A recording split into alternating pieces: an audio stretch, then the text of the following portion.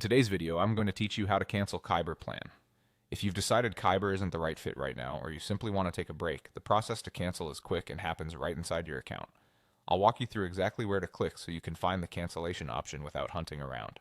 First, log into Kaiber. Use a desktop browser for the clearest view. The layout is similar on mobile, but the buttons can be tucked into menus. Once you're signed in and the dashboard loads, confirm you're on the right account. Next, look to the upper right corner of the screen. You'll see your profile picture or a profile icon there. Click it to open the account menu.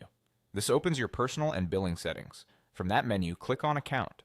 This takes you to your main settings area where you can review profile details, security settings, and billing information. The option you need is inside the billing section. Now click on My Plan. This page summarizes your current plan at a glance, things like the plan name, renewal date, and payment status. Right on this screen, you'll see your current plan and the option to cancel. It's typically labeled Cancel Plan or something similar. This is the place where Kaiber handles plan changes, including downgrades and cancellations. Take a moment to read any notes or banners on this page. They often explain whether cancellation takes effect immediately or at the end of your current billing period, and what happens to any remaining credits or features. If the interface asks for a quick confirmation, that's normal. Services usually verify that you want to proceed and may show what access you'll keep until your renewal date. Carefully review that information so there are no surprises. A few quick tips as you wrap up. If you don't see the cancel option on My Plan, double check that you're logged into the right account and refresh the page. If the subscription was purchased elsewhere, management controls might appear there instead.